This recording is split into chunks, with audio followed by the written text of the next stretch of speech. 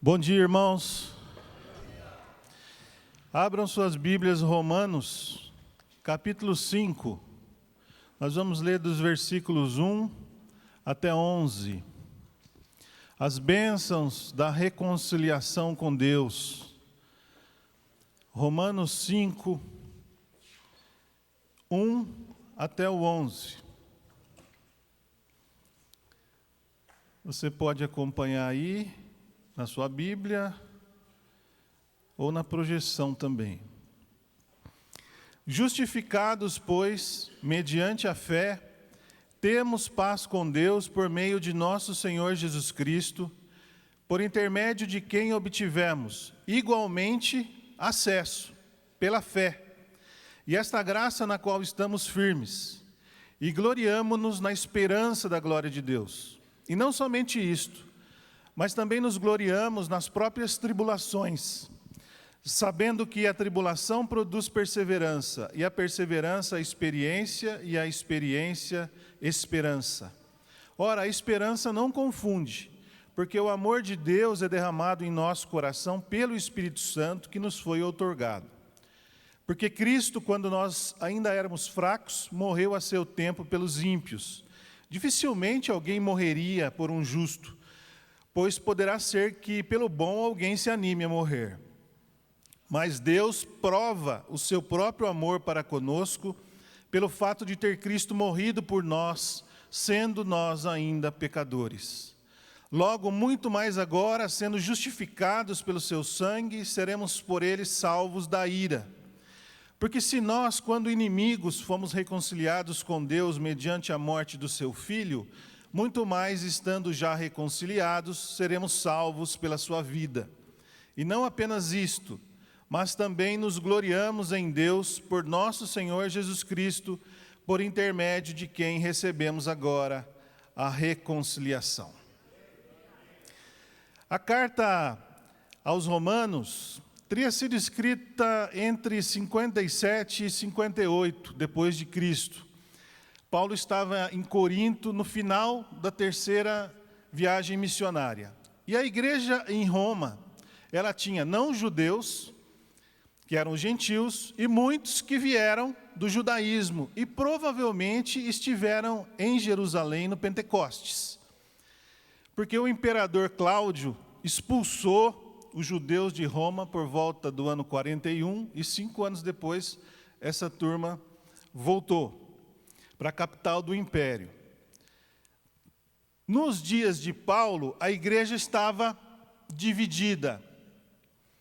As pessoas discordavam sobre como seguir a Jesus. E o apóstolo, sempre com a sua firmeza, combateu com veemência a ideia dos judeus que tinham se convertido, de que era necessário que os judeus fossem circuncidados e também seguissem a lei de Moisés. A lei de Moisés não eram somente os 10 mandamentos, mas outros 600 que tinham sido acrescentados pelos próprios judeus, principalmente os fariseus que seguiam à risca.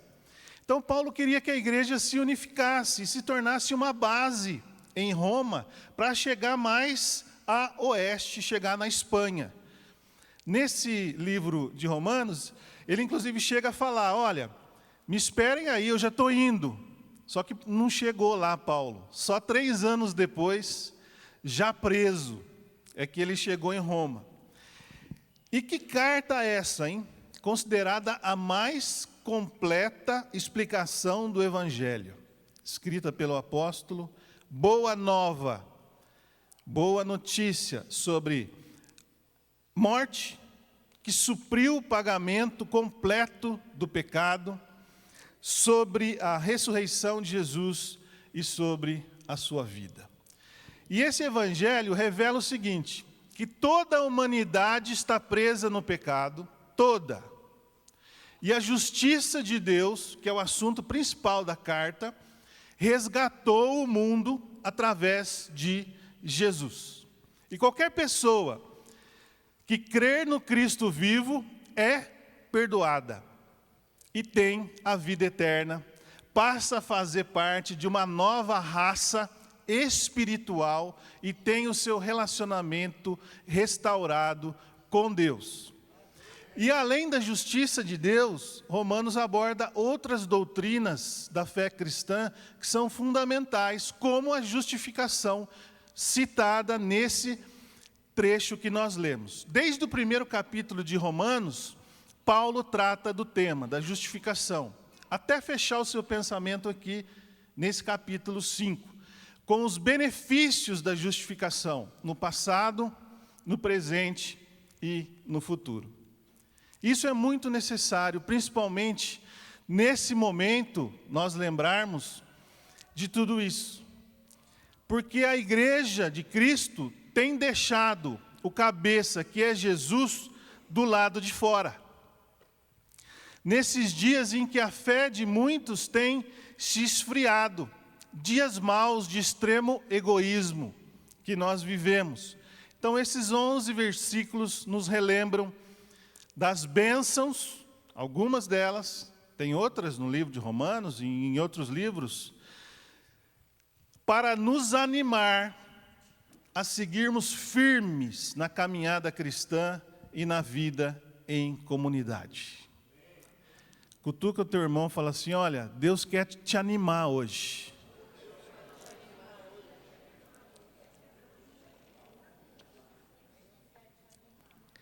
A primeira parte do versículo 1 diz o seguinte: justificados, pois, mediante a fé.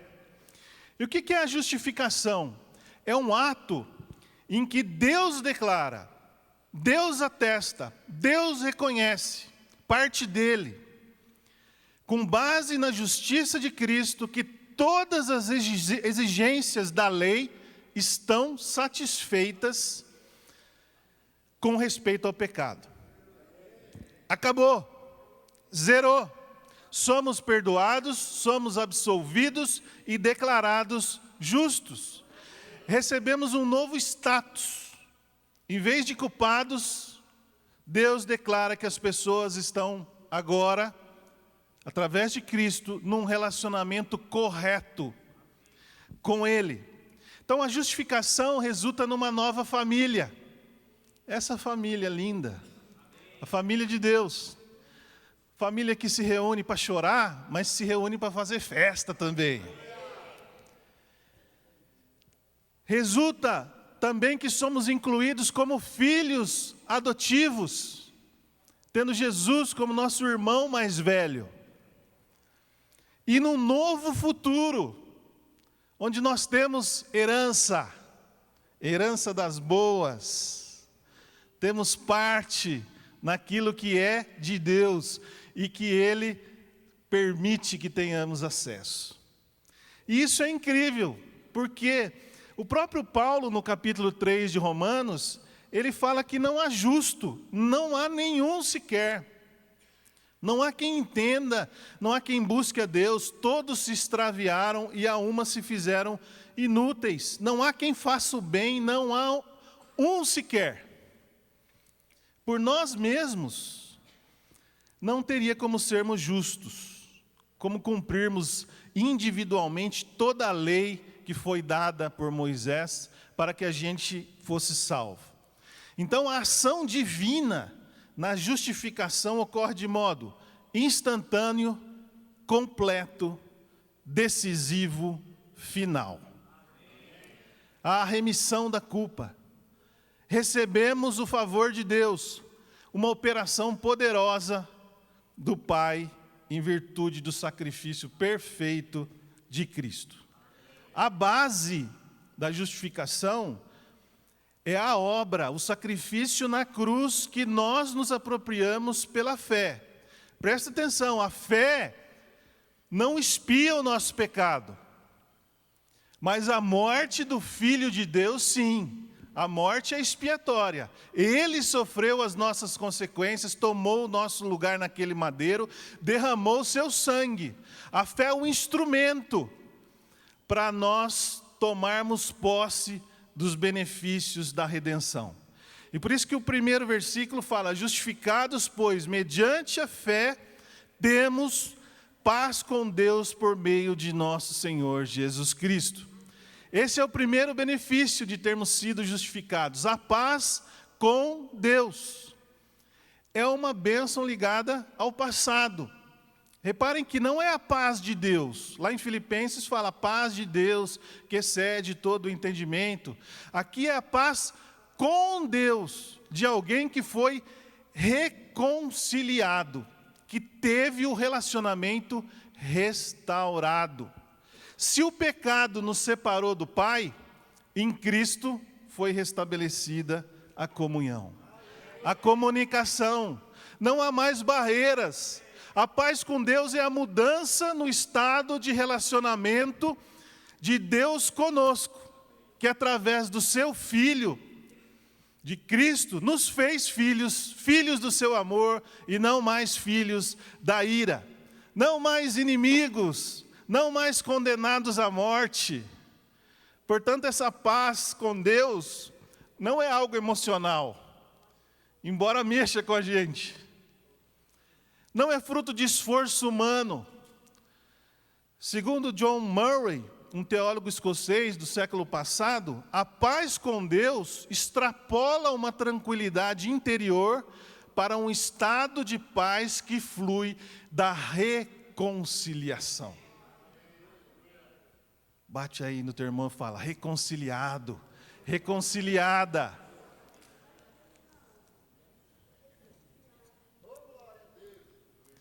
E aí o versículo 2 diz o seguinte, por intermédio de quem? Porque o 1 termina falando do nosso Senhor Jesus Cristo, o 2 continua, por intermédio de quem, Jesus, obtivemos igualmente, olha que palavra, igualmente, nós somos igualados no relacionamento com o Pai. Igualados, igualmente acesso pela fé, e esta graça na qual estamos firmes. O acesso à graça é um privilégio presente e é um privilégio contínuo. Tem sequência, continua, segue. Totalmente atribuído a Jesus, que quando morreu destruiu qualquer parede de separação que havia entre os homens e Deus. O véu do templo foi rasgado de cima a baixo. E o muro que deixava bem clara essa divisão foi destruído, foi derrubado. Então Jesus, ele nos introduz na presença do Pai, como filhos que nós nos tornamos, cidadãos dos céus, filhos amados. Hernandes Dias Lopes, no seu livro de comentários sobre Romanos, ele fala que o palácio em que somos admitidos é o céu. O portão de entrada é Cristo. O único passaporte é a fé. E quando as portas são abertas, a gente encontra a graça do Pai, o favor imerecido, a sua imerecida bondade, em vez de condenação e qualquer tipo de juízo.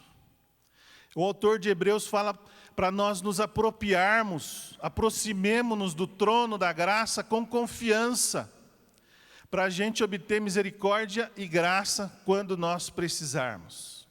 E é interessante que a fé que tinha sido citada no versículo 1 também aparece nesse versículo 2. Mediante a fé, pela certeza daquilo que esperamos, pela certeza de fatos que ainda não vimos. Fé. Senhor, aumenta a nossa fé, disseram os discípulos. Quando Jesus falou para eles assim, olha, vocês têm que perdoar 70 vezes 7, sempre. Senhor, aumenta a nossa fé. E na presença do Rei nós adoramos continuamente. Nós adoramos não só com os nossos cânticos, não só com as nossas ofertas e dízimos, com o nosso dinheiro, com o que Ele tem nos dado, mas principalmente com a nossa vida, com o nosso coração, com a nossa alma.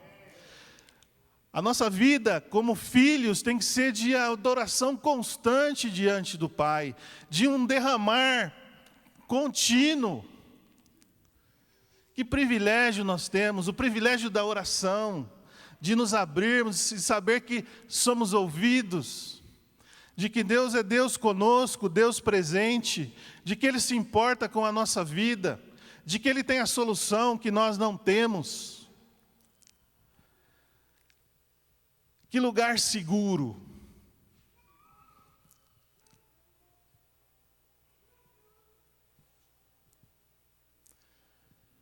Que possamos valorizar cada vez mais essa oportunidade diária que nós temos de relacionamento com Deus.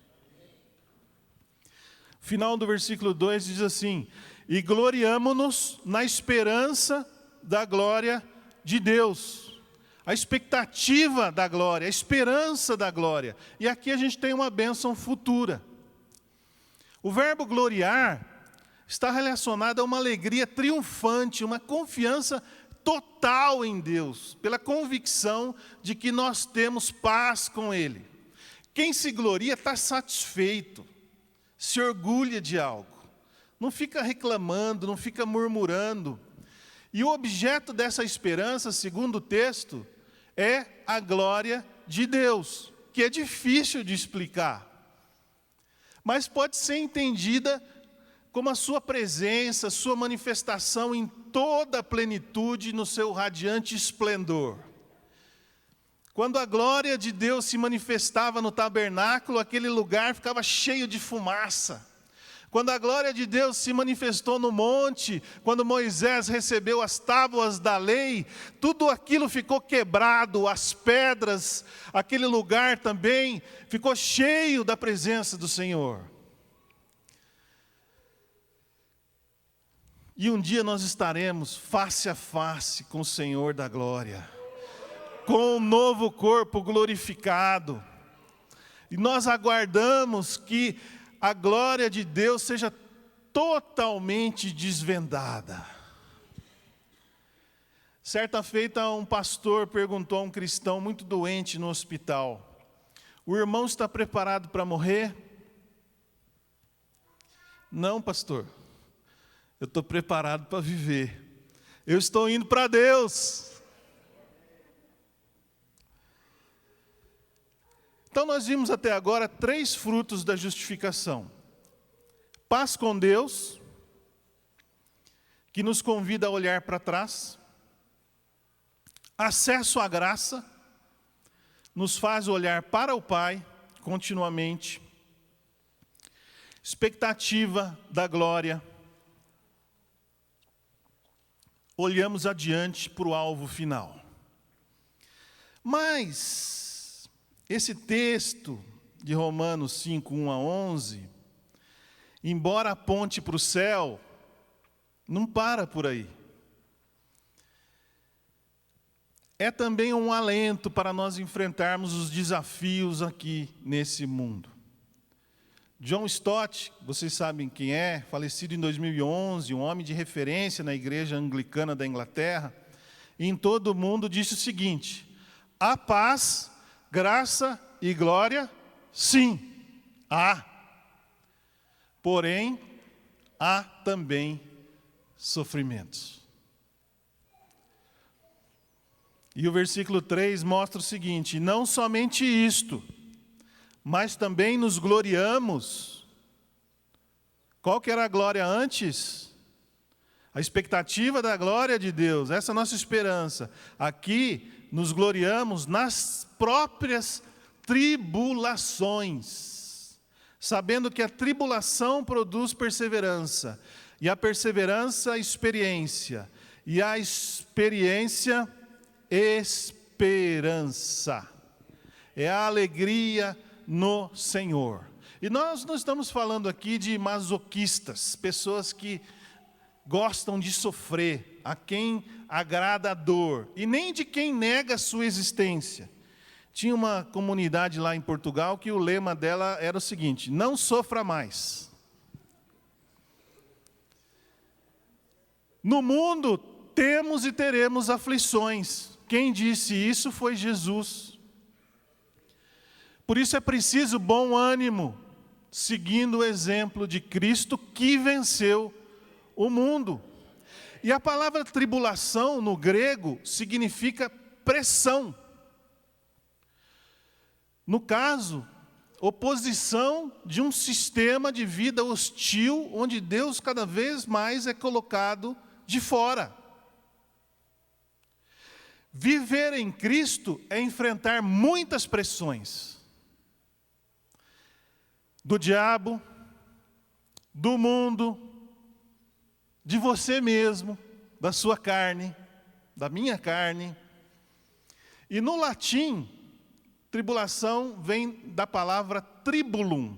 Tribulum era um pedaço pesado de madeira com cravos usado para descascar cereais. Batiam assim, e aí separava de um lado o grão, do outro a palha, o trigo, por exemplo. Havia uma limpeza, havia uma purificação. Então, gloriar nas próprias tribulações é ter o foco nos frutos, nos resultados positivos que as angústias e provações trazem. Sem murmuração, seguimos lutando. E muitas vezes não é fácil enxergar no momento que nós estamos passando os benefícios que aquela situação nos traz. Mas Deus segue no controle. Ele atua para o nosso bem. Ele está nos esculpindo a semelhança de Jesus Cristo. E essa ação organizada, divina, produz em nós perseverança, que é a nossa resistência, resiliência nas circunstâncias adversas. E a perseverança não é algo passivo, mas que nos faz avançar, que nos faz resistir até o fim, nos opomos de uma maneira forte, esperando aquilo que Deus tem para nós, sabendo que o Senhor está conosco, é a fé em ação.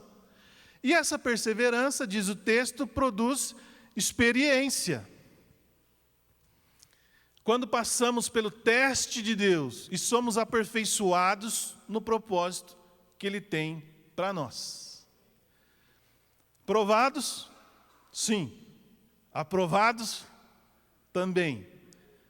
Quem não passa no teste na escola, vai para a recuperação. Tem muito irmão na recuperação. E aí Deus dá outra chance para nós. E não é fácil.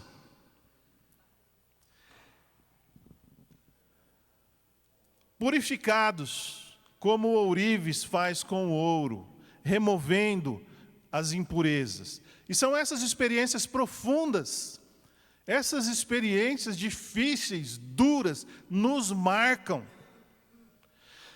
Trazem aperfeiçoamento ao nosso caráter. E a experiência produz esperança. Olha lá, ó. Tribulações, perseverança, experiência, esperança. Uai, mas no versículo 2 não falou de esperança? Se referindo à esperança da glória de Deus? E aqui?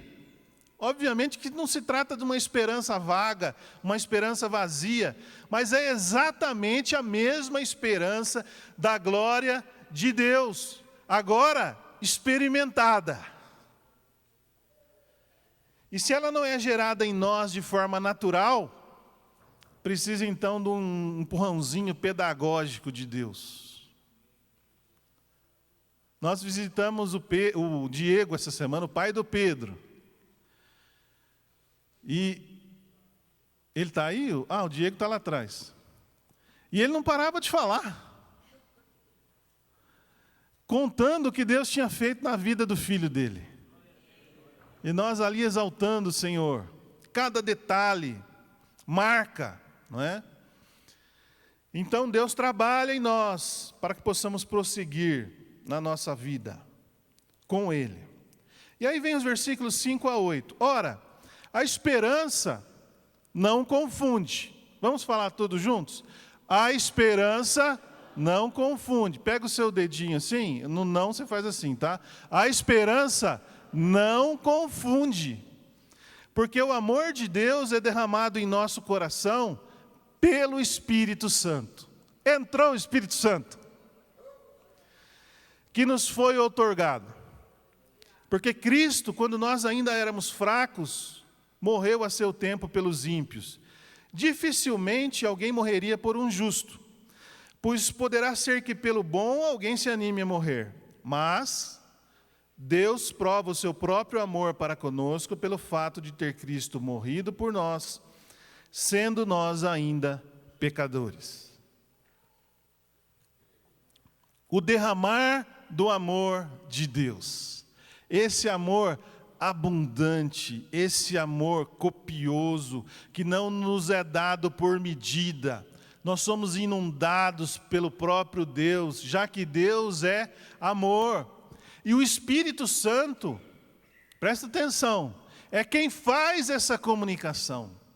É quem nos faz compreender que o Criador de todas as coisas, que o sustentador de todas as coisas, nos ama. E realmente é necessária uma ação do Espírito.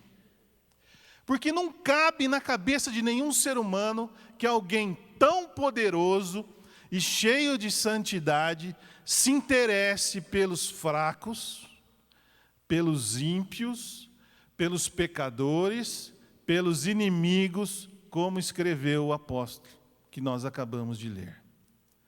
Mas Deus nos amou infinitamente em Cristo.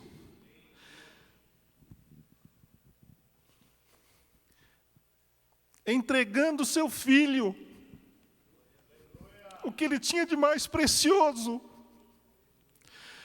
para a morte humilhante na cruz, por aqueles que eram completamente indignos, que não mereciam e nem merecem nenhuma consideração. A cruz de Cristo foi a prova. Deus provou o seu amor.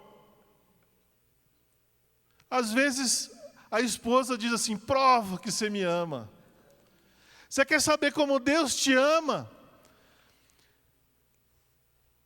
Jesus na cruz, dando o seu Filho. Pela cruz nós vislumbramos o coração do Pai, de entrega incomparável, de sacrifício, ao enviar seu Filho para morrer pelos pecadores, para aqueles que lhe viraram as costas. Ele estava dando tudo, até a si mesmo. E aí eu concluo essa reflexão, lendo os 3 últimos versículos, do 9 ao 11. Logo, muito mais agora, sendo justificados pelo seu sangue, seremos por ele salvos da ira. Porque se nós, quando inimigos, fomos reconciliados com Deus, mediante a morte do seu Filho, muito mais, estando já reconciliados, seremos salvos pela sua vida. E não apenas isto, mas também nos gloriamos em Deus, por nosso Senhor Jesus Cristo, por intermédio de quem recebemos agora a reconciliação. O apóstolo conclui as suas explicações sobre a justificação, mostrando que o sangue de Cristo, o sangue derramado naquela cruz, o sangue das chicotadas que ele levou, da cruz de espinhos sobre a sua cabeça,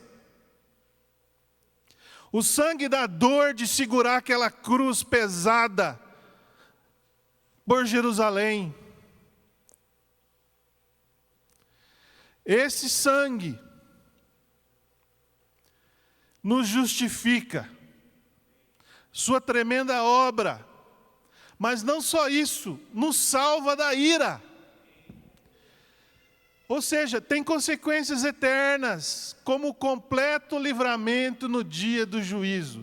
Isso é simples, significa o seguinte: antecipadamente você, meu irmão, minha irmã, tem um veredito favorável quando tudo terminar. E nós devemos crer nessa glorificação. Isso é a glorificação que está sendo anunciada. Afinal, se quando a gente era inimigo, Ele já fez tanto, imagine então o que Ele não fará a favor dos amigos. Que mudança! Somos amigos de Deus. Que improvável uma coisa desse tipo acontecer. Mas Ele te escolheu para estar perto dEle.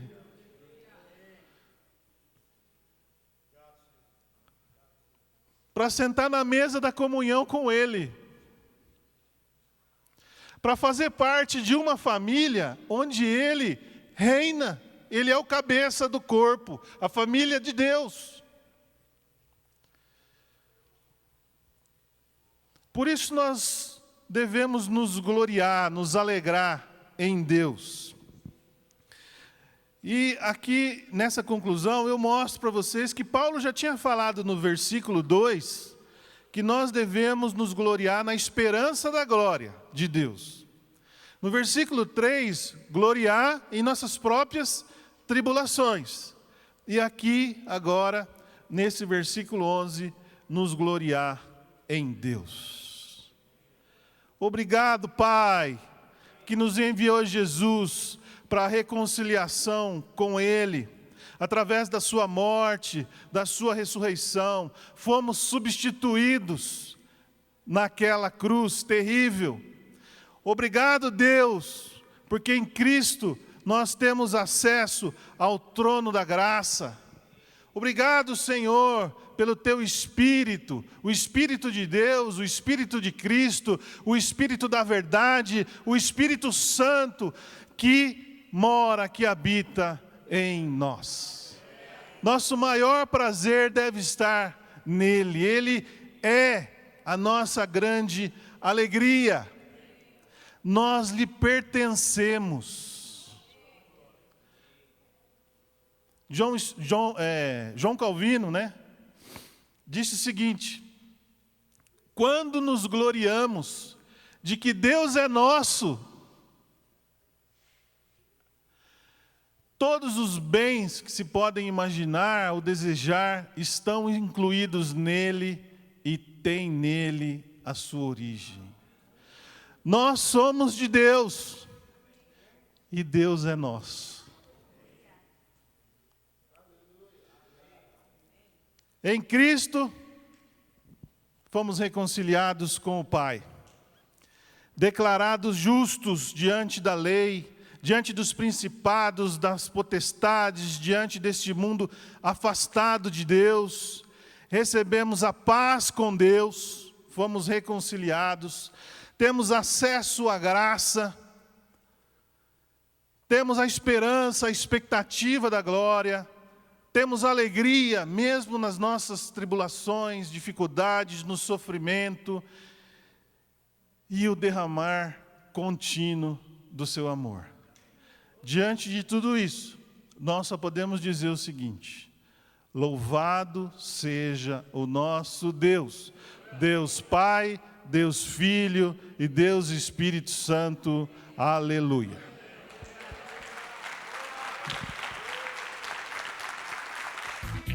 tvcmc.com.br é o nosso canal para compartilhar o Evangelho do Reino de Deus e o senhorio de Jesus Cristo.